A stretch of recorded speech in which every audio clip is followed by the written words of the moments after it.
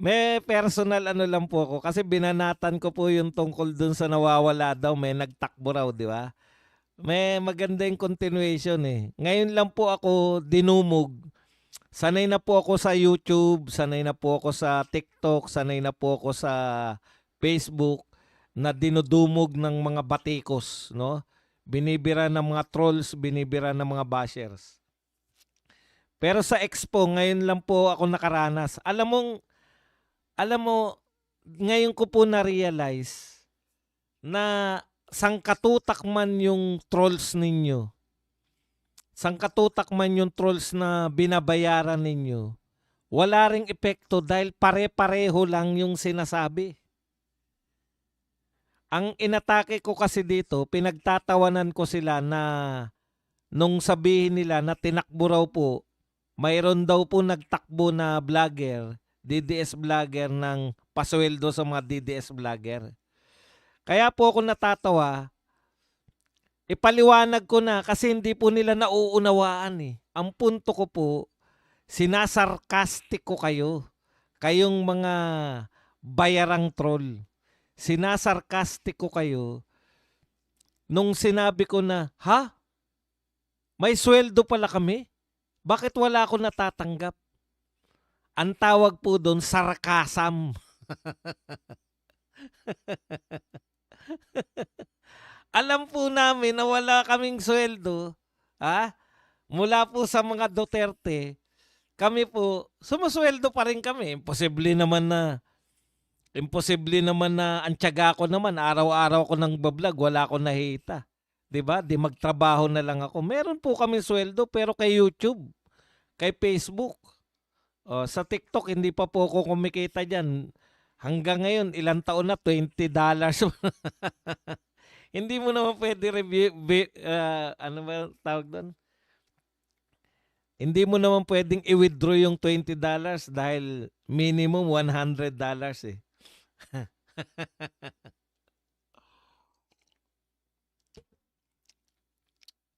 Dalawa po pinagtatakan ko dyan. Bakit sila yung galit na galit? Eh kami supposedly yung tinakbuhan ng sweldo. Ikalawa, ang sagot po nila sa akin, kasi bobo ka. Biruin mo, ano ka, post ka ng post. Pinagtatanggol mo yung Duterte, wala ka palang bayad. Tanga ka na, bobo ka pa. Ganun po, lahat po, ganun. Hindi ka pala bayad, hindi mo alam, lahat nababayaran, ikaw lang.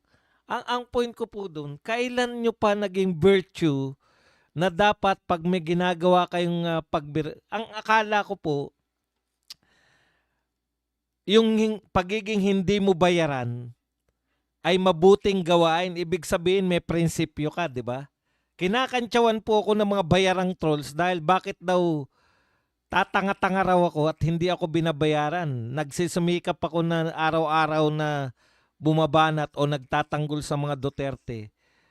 Tapos wala raw akong bayad. Nagtataka sila eh. Nagtataka kayo na hindi ako binabayaran at tawag nyo na sa akin, tangang bobo. Alam niyo po, eto po aaminin ko sa inyo ha. Aaminin po namin mga Duterte vloggers. Sapat na po yung views namin mula sa mga Duterte para kumita po kami ng disente. Hindi naman po kami yayaman. No, hindi po kami yayaman. Tama po yung kung ang iniisip nyo po magiging kasing yaman kami ng mga bayaran sa kabila. Hindi po. Okay lang po. Okay lang po na nabubuhay lang kami. Pero yan po pinagmamalaki namin. Uy, Placido Pilosopo, shout out sa iyo. Happy New Year. Pinagmamalaki po namin yan, no? Na hindi kami bayaran. Pero dahil hindi ka bayaran, Badong, ang tawag sa iyo ng mga bayaran trolls, tanga at bobo. Di parang inamin nyo na kayo lahat bayaran. Pinutakte ko eh. Nagulat po ako sa X eh. Dati walang ganong reaction dyan sa Rex eh. Ngayon lang po ako naputakte kaya tuwan-tuwa ako eh. At least kahit papano alam nila na bobo at tanga ako kasi hindi ako nagpapabayad.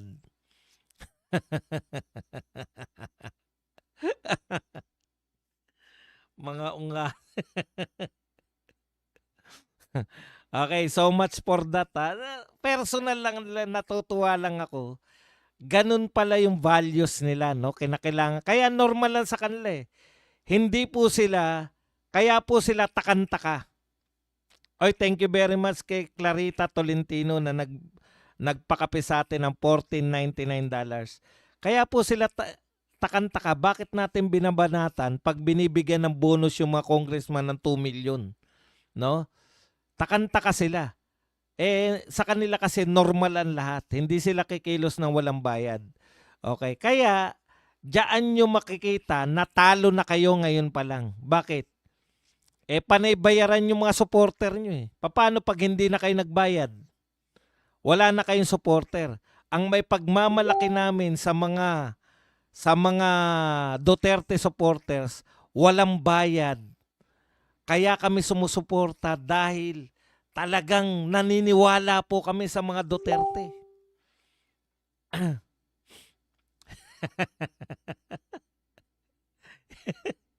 Nakita na raw ba ni Dilima yung edits ni BBM? Bakit niya nasabing supot? Okay. Sa totoo lang po, proud po kami na hindi kami binabayaran ng Duterte pero pinagtatanggol namin sila. At mahirap pong kalaban, napakahirap pong kalaban nung mga taong nagtatrabaho ng walang bayad. Napakahirap po ng kalaban yung mga taong yung trabaho nila dahil naniniwala sila. Mahirap pong kalaban yung mga supporter na sumusuporta dahil sa kanilang paniniwala kaysa sa bayad. Kasi pag ang mga supporter mo bayaran, paano yan pag wala ka ng pambayad? Paano yan pag yung ipambabayad mo dapat naharang ng mga masterador sa'yo? Eh di wala ka ng suporta. Yan po, kaya po pala, ang mindset nila, bayad lahat, bayad. Yun pala sila mismo yung bayaran. No? Kaya ang mindset nila, bayaran niyang yung pati yung mga survey, bayaran. Kung bayaran lang po yung mga survey, number one sana yung pinakamayamang senador. Yung mga ultra-billionaire na senador, mga congressman. Number one sana lagi sila sa rating. Bakit kulelat? Kasi may mga survey company na sapat na sa kanila yung kinikita nila ng maayos sa kanilang survey. Di ba? Yung SWS at Pulse Asia, kaya mataas si BP Sara dyan dahil kumikita na sila sa kanilang parehas na survey company. Kaya sila pinagtitiwalaan ng mga politiko. Karamihan ng mga kliyente nila, politiko rin, eh. Di nyo ba alam yun? Malaking bagay sa politiko yung mga survey. Sino ang babayaran nila? Yung mga bagito na wala pa napatunayan o yung SWS at Pulse Asia? Kaya importante sa SWS at Pulse Asia yung kanilang record. Talagang pag sinabi nilang nagsasurvey sila, survey nila.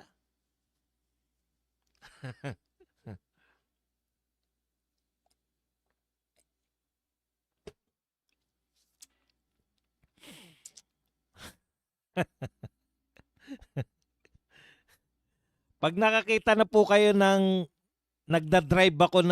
pinagdadrive ako ng mamahaling sasakyan, at hindi yung laspag-laspag na Avanza, tsaka nyo po sabihin na ako nagtangay ng bayad. Kasi wala akong pagkukunan, eh. Wala po akong pagkukunan bukod po sa nagretiro ako sa gobyerno. Pagbablog lang po, hindi ka po magiging ultra-millionaire dito po sa pagbablog. Pero siguro yung mga, alam nyo naman yung may mga superstar na vlogging. Okay, so